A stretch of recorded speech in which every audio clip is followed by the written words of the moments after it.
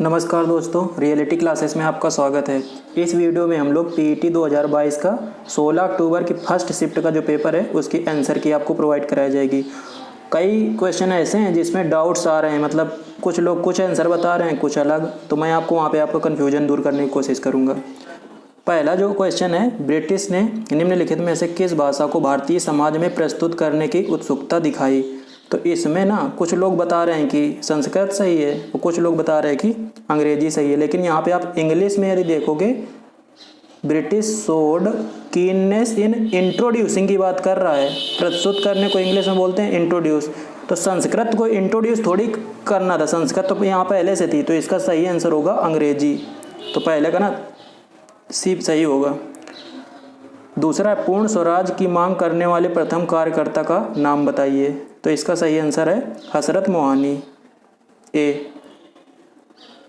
कुछ लोग इसमें कंफ्यूज होंगे, इन्होंने मारा होगा बाल गंगाधर तिलक, लेकिन उन्होंने स्वराज शब्द का प्रयोग पहली बार किया था। तीसरा है, निम्नलिखित में से किसे स्वदेशी आंदोलन का प्रमुख कारण माना जाता है? थोड़ा नया क्वेश्चन था ये। तो स्वदेशी आंदोलन का प्रमुख कारण माना जाता था ना, ये मैंने अच्छा ये वाला नया नहीं था, इसमें तो बिल्कुल सही है। इसका सही होगा सी, बंगाल विभाजन का जो निर्णय है ना उसी को माना गया इसका प्रमुख कारण। 3 हो गए। चौथा है, खिलाफत मुद्दे को उठाने के महात्मा गांधी के निर्णय के पीछे मुख्य कारण क्या था? तो जो खिलाफत आंदोलन था ना, उसमें खलीफा की शक्तियाँ है ना, उसको ये ब्रिटिश लोग कम कर रहे थे, तो उसके खिलाफ अली ब्रदर्स ने स्टार्ट किया था खिलाफत मूवमेंट। तो महात्मा गांधी इसका मुद्दा उठाने के पीछे ये कारण था कि वो हिंदू मुस्लिम एकता, एक्चुअल में ये मुसलमानों का मुद्दा था, तो हिंदू मुस्लिम एकता के लिए इन्होंने ऐसा किया था। तो इसका बी सही है। बहुत से क्वेश्चन ऐसे हैं जिनका आप लॉजिक से भी आंसर दे सकते हैं।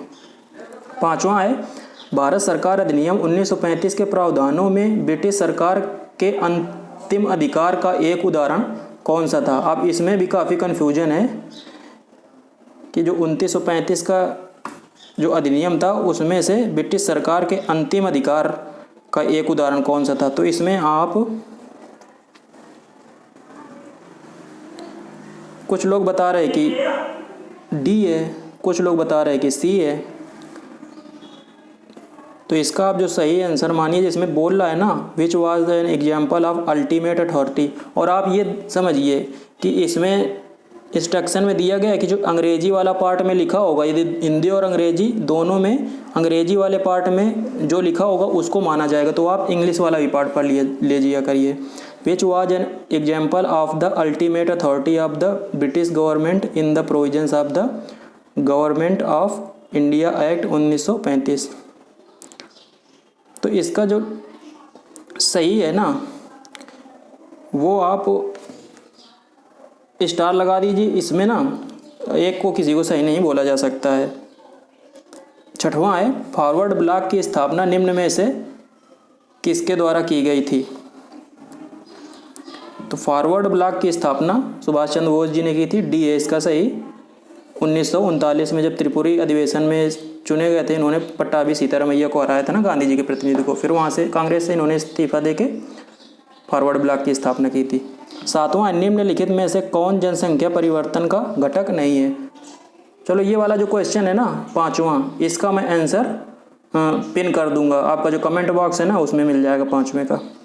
7वां है, निम्नलिखित में से कौन जनसंख्या परिवर्तन का घटक नहीं है? तो जनसंख्या परिवर्तन के 3 घटक होते हैं, जन्म, मृत्यु, प्रवसन। जो रुग्णता है ना उससे रोगी होने से जनसंख्या परिवर्तन थोड़ी होता है। जनसंख्या परिवर्तन मतलब जनसंख्या में चेंज कहाँ किसी जगह है कि जनसंख्या में परिवर्तन किस कारणों से आएगा। तो प्रवसन का मतलब माइग्रेशन से आएगा और जन्म मृत्यु से भी आएगा, लेकिन रुग्णता से नहीं आएगा। लक्षद्वीप की राजधानी निम्नलिखित में से कौन सी है? तो लक्षद्वीप की राजधानी कावारत्ती है। 9वां है, भारत में निम्नलिखित में से किस स्थान पर दिन और रात के तापमान में व्यापक अंतर पाया जाता है? तो जो मरुस्थल होते हैं ना वहाँ दिन के और रात के तापमान में ज़्यादा अंतर पाया जाता है, तो इसका है ना थार मरुस्थल हो जाएगा बी 9वें का। 10वां है, विश्व के कितने प्रमुख काल क्षेत्रों में टाइम जोन में बांटा गया है? टाइम जोन आपका टॉपिक है भूगोल में, और टाइम जोन में 24 टाइम जोन में दुनिया को बांटा गया है, और एक घंटा है ना दोनों का अंतर है। 1 घंटा और 15 डिग्री अलग अलग टाइम जोन के बीच में। 11 है, उस जंगल का नाम बताइए जिसे पृथ्वी ग्रह के फेफड़े के रूप में जाना जाता है। तो ये अमेजॉन वर्षा वन है और ये ब्राज़ील में फैले हुए हैं।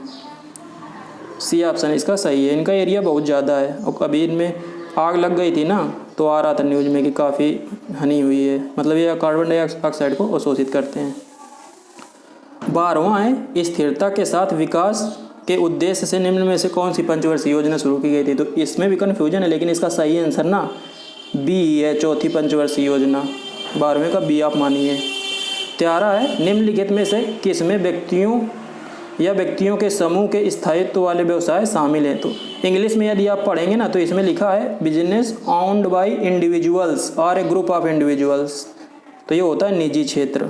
या तो उसमें एक व्यक्ति स्वामी होगा या तो उसमें कई उसके पार्टनर होंगे प्राइवेट में। ऐसा भी होता है ना, कई पार्टनर होते हैं। जैसे टाटा ग्रुप है या रिलायंस ग्रुप है, तो उसमें ऐसा नहीं है कि जो मुकेश अंबानी है उसमें 100% उनका हिस्सेदारी है रिलायंस इंडस्ट्रीज में, ऐसा नहीं है। 14 है क्वेश्चन नंबर, निम्न में से किसे भारत में हरित क्रांति के जनक के रूप में जाना जाता है। काफ़ी कॉमन क्वेश्चन है इसका, डी सही होगा, MS स्वामीनाथन। वर्ल्ड लेवल पे आता तो नॉर्मन बोरलॉग हो जाता। 15, निम्न में से किस अधिनियम ने बैंकों के राष्ट्रीयकरण के लिए शर्तें निर्धारित की। ये भी बहुत ही कन्फ्यूजिंग है। कुछ लोग इसमें बता रहे हैं बी, कुछ लोग बता रहे हैं सी, लेकिन इसमें ना एक गलती है। जो 1970 दिया है ना, बैंकिंग कंपनियां, उपक्रमों का अधिग्रहण और हस्तांतरण अधिनियम, यहाँ पे होना चाहिए 1969। जो पहला नेशनलाइजेशन हुआ था बैंकों का 1969 में हुआ था और इसी एक्ट के अनुसार हुआ था। बी वाला इसका सही होगा। कुछ लोग बैंकिंग विनियमन अधिनियम बता रहे हैं सी, लेकिन सी नहीं होगा। अब इसमें पता नहीं, हो सकता है कि ये आंसर ये लोग सबको नंबर दे दें, क्योंकि 70 यहाँ पे लिखा है 1900। तो आंसर की का आप ऑफिशियल जो आएगी उसका वेट कीजिए। 16 क्वेश्चन नंबर है, 1991 में नई आर्थिक नीति न्यू इकोनॉमिक पॉलिसी के तहत उदारीकरण और निजीकरण की पहल का प्राथमिक परिणाम निम्न में से कौन सा था। तो परिणाम बोल रहा है कि आर्थिक नीति का पहल का जो क्या बोल रहा है, आउटकम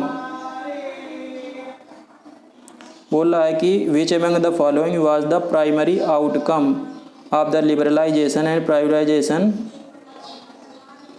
इनिशिएटिव्स अंडर दिस। तो 4 ऑप्शन है, इनमें से कोई नहीं। राजकोषीय नीति सुधार, वैश्वीकरण, मौद्रिक नीति सुधार। तो इसमें कुछ लोग बोल रहे हैं कि इनमें से कोई नहीं है और कुछ लोग बोल रहे हैं कि वैश्वीकरण।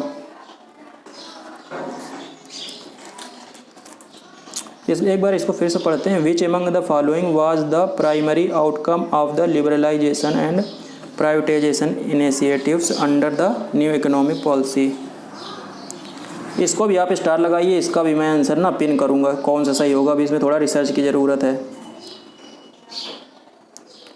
17 संसदीय प्रणाली में कार्यपालिका किसके प्रति उत्तरदायी होती है। अब इसके आंसर में भी काफ़ी कन्फ्यूजन है कि in a parliamentary system two home executive, कार्यपालिका, वैसे कार्यपालिका तो लोकसभा के प्रति उत्तरदायी होती है। अब लोकसभा की जगह लेजिस्लेचर यदि दिया है ना, तो विधानमंडल वो ना बी ऑप्शन इसका सही होगा 17 का। 18 है, निम्नलिखित में से कौन सी भारतीय संविधान की मुख्य विशेषता नहीं है। इसका सही आंसर होगा द्विस्तरीय सरकार, इसकी कहीं पे जिक्र नहीं है। 18 का हो जाएगा डी। 19 है, भारतीय संविधान के लिए डीपीएसपी आयरलैंड से लिए गए हैं। काफ़ी कॉमन क्वेश्चन है, सी सही हो जाएगा 19 का। 20 है, भारतीय संविधान के अनुच्छेद 19 है ना, इसमें वाक और अभिव्यक्ति की स्वतंत्रता की बात की गई है। 20 का डी सही हो जाएगा। 21 है, पायरिया निम्न में से किसका रोग है। तो पायरिया होने से ना मसूड़ों से खून आने लगता है, तो डी इसका सही हो जाएगा 21 का। 22 है, फ्लोएम एक ऊतक है जो निम्नलिखित में से किस में पाया जाता है। जो फ्लोएम है ना, जाइलम और फ्लोएम 2 ऊतक पाए जाते हैं, टिश्यू इंग्लिश में बोलते हैं पौधों में। तो जाइलम है वो जल का संवहन करता है पेड़ के अंदर, और जो फ्लोएम है वो खनिज और मिनरल्स का, मतलब मिनरल्स का और जो बाकी पोषक तत्व हैं उनका। तो इसका बी सही हो जाएगा 22 का। 23 देखते हैं, भारत की पंचायती राज व्यवस्था कितने स्तर की है। 3 स्तर की है, बिल्कुल कॉमन है और पंचायती राज व्यवस्था का शिल्पीकार भारत में बोला जाता है बलवंत राय मेहता। 24 है, 1 हॉर्स पावर लगभग कितने वाट के बराबर होता है, तो ये 746 वाट के बराबर होता है। 24 का हो जाएगा बी सही। 25 है, निम्न में से कौन एक रासायनिक अभिक्रिया नहीं है, तो रासायनिक अभिक्रिया आप ये समझिए जिसमें एक कोई चीज़ एक रूप से दूसरे रूप में बदले लेकिन वापस ना आए, लेकिन ज़्यादातर में ऐसा होता है, आप ये समझिए कि जिसमें कंपोजिशन चेंज हो जाए। तो जैसे पानी का भाप में बदला ना, तो उसको भी ये भाप भी H2O ही होती है। तो यही है कि अभिक्रिया नहीं है बोल रहा है। अब कोयले यदि जल जाएगा कोयला, तो कोयला के जलने से एनर्जी निकलेगी, उसको आप ट्रैप कर पाएंगे क्या, दोबारा उससे कोयला बना लेंगे, नहीं। कागज़ का जलना, भोजन का पचना, ऐसे भोजन का पचना, एनर्जी मिल रही है उससे, तो बाद भोजन के पचने से ये है ना, ये रासायनिक अभिक्रिया का उदाहरण नहीं है, सब रासायनिक अभिक्रियाएँ हैं, बी, सी और डी। 26 है, 19 का कितना प्रतिशत 76% है। अब यहाँ पे मैथ शुरू हो गई, तो 19 का ना कितना प्रतिशत है, ये है 40%, तो 20 का सही है 26 का। 27 है, 60 से 80 के बीच की सभी अभाज्य संख्याओं का औसत कितना है, तो आपको 60 से 80 के बीच सभी अभाज्य संख्या लिख लीजिए और उनका औसत जो आप निकालेंगे तो आ जाएगा वो 27 नंबर 70.2, ये 20 सही है इसका। 28 है, अंडर रूट, इसमें देखो आपके उसमें वर्ग और वर्गमूल दिया गया है ना, तो देखो उसी पे बेस डायरेक्ट वर्गमूल इनका दोनों का निकालो आप और उसके बाद आंसर आ जाएगा। तो 28 का जो है ना वो 2.37 जो बी है वो सही हो जाएगा। आपके जो डिटेल आंसर है ना इनके, वो आगे वीडियो इस पर बना देंगे और इस पर आप देख सकते हैं कि किस तरह सॉल्व होगा, लेकिन अभी आंसर की यहाँ पे दी जा रही है। निम्नलिखित में से कौन सा एसिड कार बैटरी में प्रयोग किया जाता है, सल्फ्यूरिक एसिड प्रयोग किया जाता है, H2SO4, ए सही हो जाएगा 29 का। 30 है, निम्न में से सबसे बड़ा कौन सा है, तो अब भिन्नों में बड़ा की बात कर रहा है, तो इसका ना सही है वो डी है, 7/8।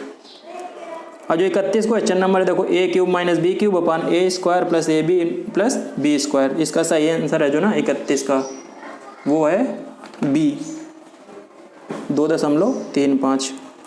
32 अनिल का पर्यायवाची, अनिल होती है हवा, तो इसका पर्यायवाची हवा क्या होता है, पवन, बी सही हो जाएगा। 33 है, गुप्त का विलोम क्या है, गुप्त का मतलब है कुछ, मतलब गुप्त को इंग्लिश में क्या बोलेंगे, चलो इंग्लिश में छोड़ो हिंदी, तो गुप्त का हो जाएगा प्रकट करना, इसका सी सही हो जाएगा 33 का।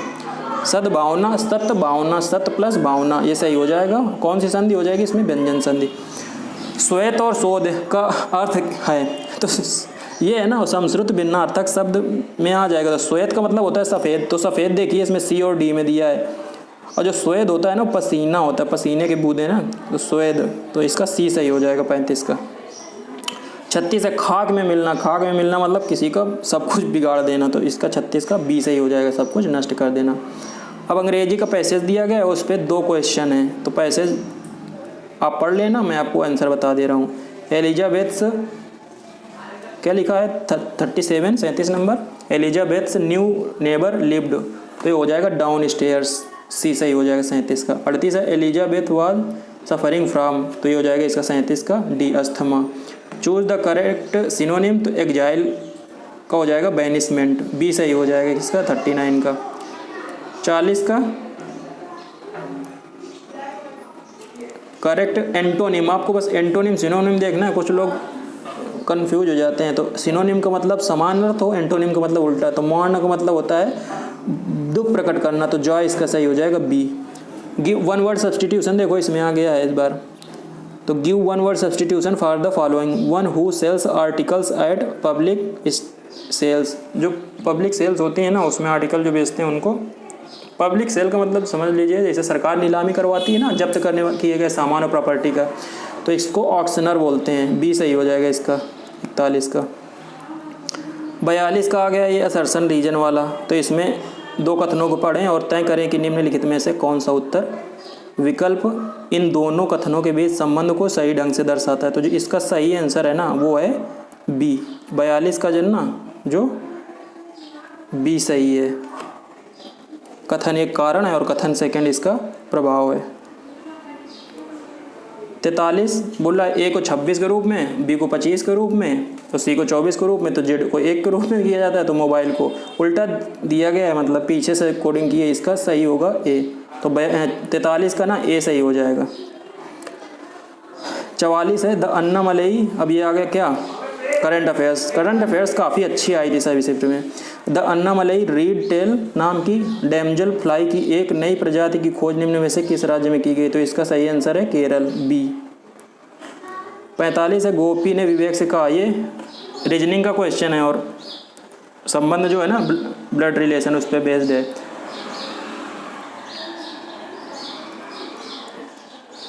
कहाँ चला गया?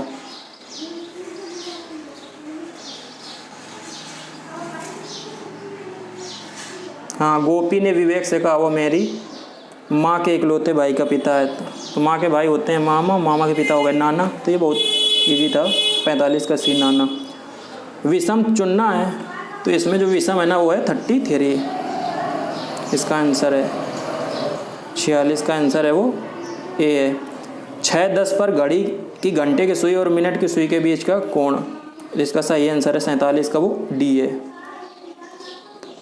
महाराष्ट्र में स्थित 48 नंबर है औरंगाबाद का नया नाम, तो ये संभाजी नगर कर दिया गया है। 48 का बी सही है।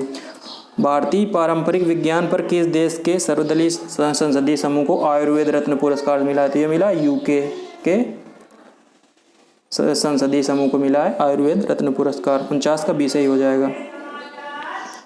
50 है INS तरकस ने लाल सागर में नौसेना के जहाज़ों अल्माज और निमोर के साथ एक समुद्री साझा अभ्यास का आयोजन किया। तो ये सूडान, इसका सही आंसर हो जाएगा 50 का सी। 51 है जागृति निम्न में से किस क्षेत्र से संबंधित शुभंकर? तो जागृति है ना उपभोक्ता जागरूकता, कंज्यूमर अवेयरनेस से संबंधित है। तो 51 का हो जाएगा डी। 52 है निम्नलिखित में से किस कंपनी ने जुलाई 2022 में, अरे फिर से गायब हो गया,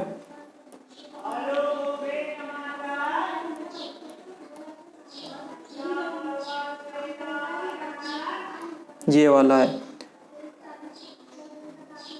हाँ 51 हो गए थे 52। निम्नलिखित में से किस कंपनी ने जुलाई 2022 में भारतीय खिलाड़ियों के प्रदर्शन को बढ़ाने के लिए भारतीय ओलंपिक संघ के साथ दीर्घकालिक साझेदारी की घोषणा की? तो 52 का ना ये है रिलायंस इंडस्ट्रीज लिमिटेड। तो 52 का आंसर सही है बी।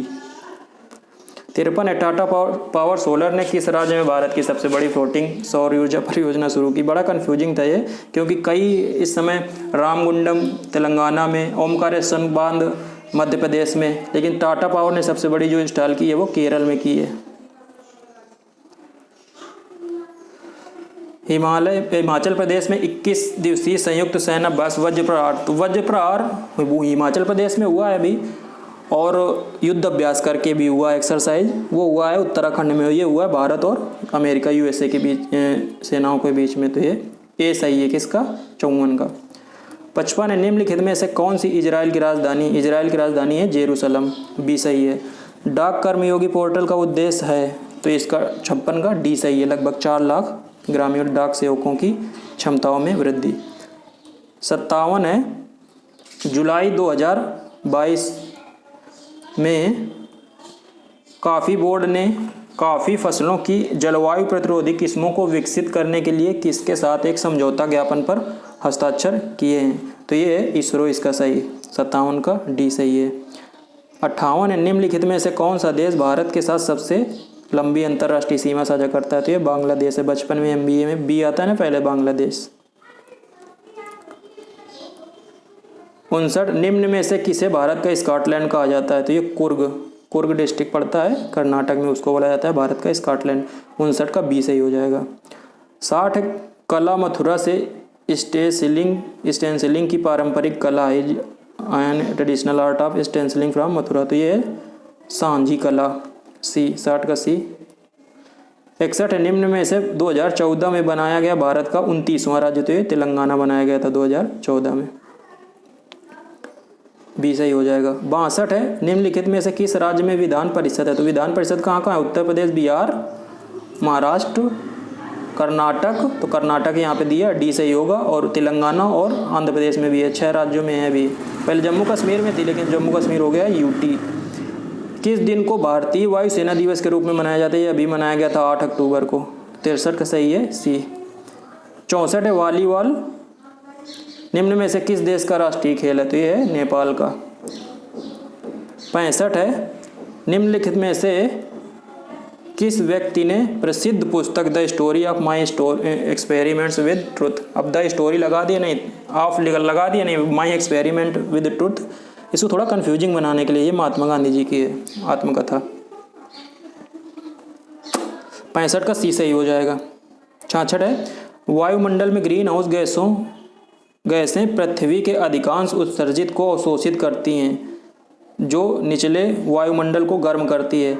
अब इसमें देखना है, एक थोड़ा कंफ्यूजिंग है। इसमें ये बोल रहा है कि जैसे ये पृथ्वी है ना, तो यहाँ का जो वायुमंडल है, तो इससे जब पृथ्वी से कौन सी किरणें होती हैं जिसका ये वायुमंडल में जो ग्रीन हाउस गैसें हैं वो अवशोषित करती हैं। तो इसमें कुछ लोग पराबैंगनी किरणों का जो मार आए होंगे, जैसे इसमें भी जिसका ये पेपर है उसने भी मारा है भी, लेकिन पराबैंगनी किरणें तो सूर्य की तरफ से आती हैं, पृथ्वी की तरफ से थोड़ी उत्सर्जित होती है। इसका सही आंसर है ना वो इंफ्रारेड वेव है, अवरक्त किरणें, डी। 66 का डी सही है। 67 में ना अब आपके आ गए पैराग्राफ हिंदी के, तो 67 से 71 तक के क्वेश्चन इस पर बेस्ड है। 67 क्वेश्चन दिया गया है, आज की युवा पीढ़ी में मादक पदार्थों के प्रयोग की लत पड़ रही है, दिए गए कारणों में से इस लत का कौन सा कारण उचित नहीं लगता? तो जो 67 है ना, नशा करने वाले साथियों की संगति, यदा कदा, पान सुपारी के सेवन, स्कूल कॉलेज के आसपास पदार्थों की उपलब्धता, परिवार का धनी होना और बच्चों को अनियंत्रित जेब खर्च, इसका 67 का ना डी सही है। ये नहीं है कि जेब खर्च मिल रहा है और परिवार धनी है तो आप नशा कीजिए। 67 68 है, भारत के अनेक राज्यों में युवा वर्ग में इन नशीली वस्तुओं का प्रयोग बढ़ता जा रहा है, इसके पीछे सबसे प्रबल कारण कौन सा है? तो इसका सबसे प्रबल कारण ना 68 का सी है। आप इसी को मानिए कि जो माँ बाप है ना बच्चों पे ध्यान नहीं देते कि बच्चे क्या कर रहे हैं, उसके साथ किन लोगों के उठना बैठना, क्योंकि राज्य सरकारों पे ये इतना विश्वास, मतलब राज्य सरकार इंडिविजुअल पे इतना कैसे नियंत्रण कर सकती है, आप जब घर से ही अपने नहीं इतना ध्यान देंगे। 69 है, मादक द्रव्यों की लत पड़ने के बाद युवकों में कौन सी प्रवृत्ति प्रमुखता से दिखाई देती है? तो 69 का जो आंसर सही है वो है सी, स्वास्थ्य के प्रति सजगता के अलावा ना बाकी सब सही हैं। स्वास्थ्य के प्रति यदि सजग होते तो क्यों मादक पदार्थों का सेवन करते? 70 है, मादक पदार्थों का सेवन करने वाले युवाओं को किस बीमारी का खतरा रहता है? तो ये सभी बीमारी हैं, शारीरिक अक्षमता, पागलपन व सुसुप्ति, HIV और एड्स और मानसिक असंतुलन। तो इसका 70 का ए सही है। 71 है, आपकी दृष्टि में मादक द्रव्यों का सेवन करने वाले बच्चों के लिए सबसे ज़्यादा दोषी कौन है? तो राज्य सरकार, राज्य पुलिस, बच्चों के माँ बाप, बच्चों के मित्र। तो इसका ना आपके जो फ्रेंड्स हैं ना वही सबसे ज़्यादा हैं, तो 71 का ना सी सही होगा। अब 72 से 76 5 क्वेश्चन दूसरे वाले पैसेज पे दिए गए हैं। चलो 72 क्वेश्चन नंबर देखते हैं क्या बोल रहा है। निम्नलिखित में से बताइए कि कौन सा विकल्प निवेश का उदाहरण नहीं है? तो जो पहला है ना, सेविंग बैंक में जो रखा रहता है, आपके अकाउंट जो है ना ज़्यादातर सेविंग बैंक होते हैं, उसमें जो पैसा पड़ा रहता है वो निवेश का उदाहरण नहीं है, समझ लीजिए। तो आप सेविंग बैंक से पैसा निकाल के कहीं पर निवेश कीजिए। 73 है, अनुच्छेद के आधार पर बताइए कि निम्नलिखित में निवेश की कौन सी सही विशेषताएं हैं? तो इसका जो सही ऑप्शन है ना 73 का, वो है पहला और चौथा, मतलब बी ऑप्शन। तो जो 73 है ना, इसका बी ऑप्शन सही हो जाएगा। 75 है, रमेश ने 5,000 रुपये के शेयर खरीदे, इस आधार पर निम्नलिखित में से कौन से विकल्प सही हैं? तो इसका ना डी सही होगा, क्योंकि जो शेयर होते हैं ना, शेयर मार्केट में जोखिम तो रहता ही है और एक निवेश भी है ये, तो 2 और 4 सही हो जाएगा। 75 है, अनुच्छेद के आधार पर बताइए कि दीर्घकालीन लक्ष्यों को पाने के लिए निवेश के विषय में निम्नलिखित में से कौन सा तथ्य अशुद्ध है? तो जो 75 है ना, उसका सही आंसर है, क्या बोल रहा है, 134 इसका सही होगा। दीर्घकालीन लक्ष्यों की प्राप्ति, जो बी है ना उसको पढ़ लेते हैं। अच्छे निवेश, अशुद्ध की बात कर रहा है, देखो तथ्य अशुद्ध है और बोल रहा है कि दीर्घकालीन लक्ष्यों की प्राप्ति दीर्घकालीन अच्छे निवेश द्वारा संभव हो सकती है, तो ये तो सही है ना। 134 है ना, वो अशुद्ध है। 76 हाँ, निम्नलिखित में से बताइए कौन सा विकल्प निवेश का उदाहरण है। सोने में बहुत से लोग निवेश करते हैं कि सोने की प्राइसेस है ना बढ़ ही रही हैं। देखो 50,000 भी पार कर गया, काफ़ी समय से 55 तक पहुंच गया था। 77 से 81 अब आपका लाइन ग्राफ दिया गया है। इसके डिटेल्ड जो सोल्यूशन है वो आपको जल्दी ही इसी चैनल पे मिल जाएंगे। तो 77 का जो आंसर है वो मैं बता देता हूँ। 77 का आंसर है ए 3150 2014 के दौरान स्कूल में पढ़ने वाले छात्रों की संख्या। 78 है किस वर्ष में पिछले वर्ष की तुलना में स्कूल छोड़ने वाले छात्रों की संख्या प्रतिशत में वृद्धि गिरावट अधिकतम है। तो जो 78 है उसका सही है सी। 79 है 2012 से 13 तक स्कूल की संख्या में लगभग कितने प्रतिशत की वृद्धि कमी हुई है। तो जो 79 है ना 79 उसका सी सही है 1.7%। 80 है दी गई अवधि के दौरान किसी भी वर्ष में स्कूल में शामिल होने वाले छात्रों की न्यूनतम संख्या का स्कूल छोड़ने वाले छात्रों की संख्या से अनुपात कितना है। तो जो 80 है उसका सही है बी 7:10। 81 है 2013 में स्कूल में पढ़ने वाले छात्रों की संख्या 2016 में स्कूल में पढ़ने वाले छात्रों की संख्या का कितने प्रतिशत थी। जो 81 है ना उसका सही है ए 93.75%। 82 से 86 के बीच में आपका बार ग्राफ दिया गया है।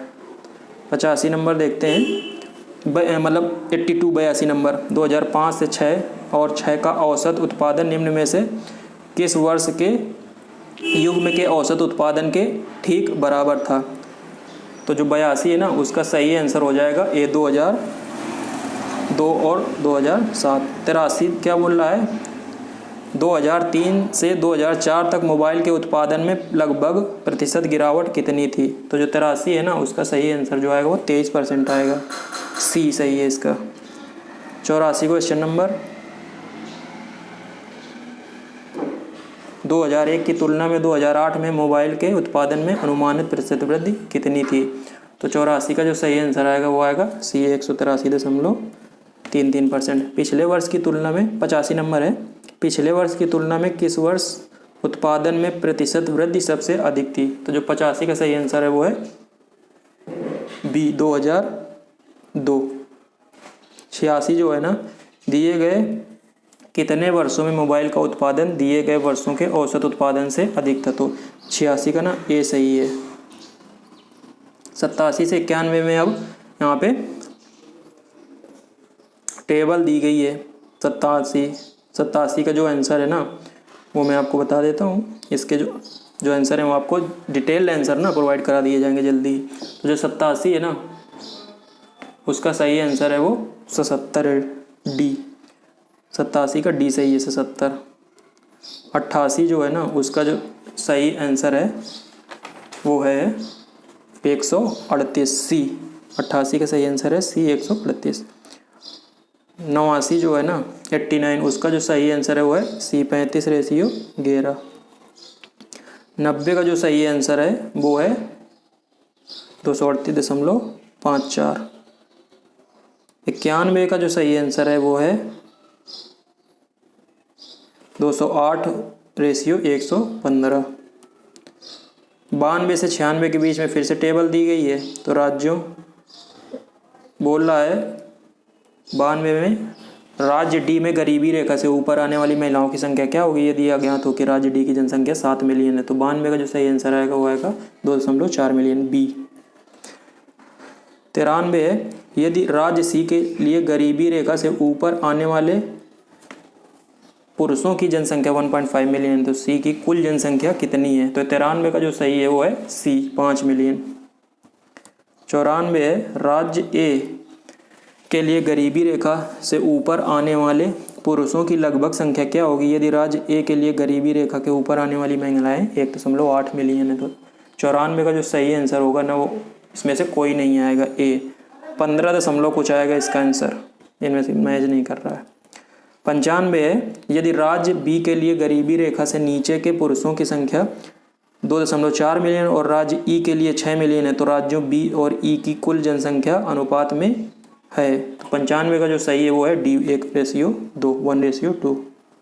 96 है। यदि राज्य सी की कुल जनसंख्या 4 मिलियन है तो राज्य सी में गरीबी रेखा के ऊपर आने वाली महिलाओं की कुल संख्या ज्ञात कीजिए। जो 96 का सही है वो है डी, 2 मिलियन। 97 जो है, निम्नलिखित में से किस सेना की ताकत छापा मार गुरिल्ला नीति थी? तो ये थी शिवाजी के टाइम की थी, ये मराठा, तो बी हो जाएगा इसका सही। 98 बहुत ही अच्छा क्वेश्चन था। हड़प्पा सभ्यता के दौरान डांसिंग गर्ल की कांस्य प्रतिमा बनाने के लिए तकनीक का प्रयोग किया गया था। तो ये मिली तो थी डांसिंग गर्ल की प्रतिमा, लेकिन किस तरह से बनाई गई थी ना, इसका सही आंसर है मोम लोपी डलाई, लॉस्ट वैक्स कास्टिंग बोलते हैं। मैकेनिकल इंजीनियरिंग में जिन्होंने कास्टिंग पढ़ी होगी वो इसके बारे में जानते होंगे।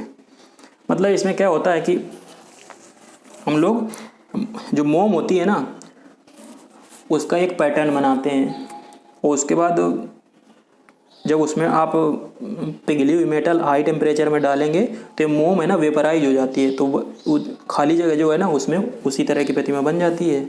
बहुत ही एडवांस लेवल का था ये। आप समझ सकते हैं कि उस समय हड़प्पा सभ्यता कितनी एडवांस थी। 99 है, गौतम बुद्ध को ज्ञान किस नदी के किनारे मिला था? तो ये है निरंजना नदी, ये ऑप्शन सही है 99 का। और लास्ट है 100 क्वेश्चन नंबर, हर्षवर्धन के शासनकाल के दौरान निम्नलिखित में से कौन सी नई राजधानी थी जो थानेश्वर से स्थानांतरित हुई? थानेश्वर हरियाणा में पड़ता है और यहाँ से कन्नौज में ट्रांसफर हुई थी, तो 100 का बी है। और कन्नौज को उस समय महोदया के नाम से जाना जाता था। तो ये हो गए आपके आंसर। 2 क्वेश्चन जो डाउट है उसके मैं आंसर है ना कमेंट बॉक्स में पिन कर दूंगा। चलिए मिलते हैं अगले वीडियो में, तब तक के लिए नमस्कार, धन्यवाद।